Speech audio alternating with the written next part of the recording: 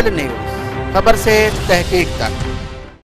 मुल्क भर की तरह बखर में भी 73वां यौम पाकिस्तान मिली जोश और जज्बे से मनाया गया। बखर की चारों तहसीलों में परचम कुशाई की तकरीबात मुनक्किद की गई। मरकजी तकरीब डिप्टी कमिश्नर ऑफिस के सब्जा जार में मुनक्किद की गई, जहां पर deputy commissioner Bhakkar Syed Mohsin Raza, DPO Bhakkar captain retired Alizia, MNA doctor Mohammad Afzal Khan Dhandla, MPA Amir Inayat Khan Shani ने परचम कुशाई की। तकरीब से खिताब किया। पुलिस के चाको चौबंद दस्ते ने परचम को सलामी पेश की।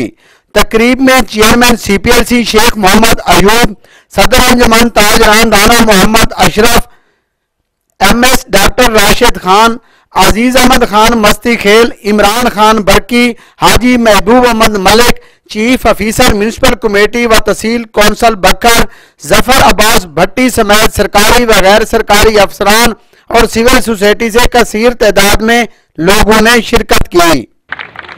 मुकर्रीन ने तारीख़ पाकिस्तान पर तफसील से रोशनी डाली और जश्न आज़ादी की मुबारकबाद पेश की।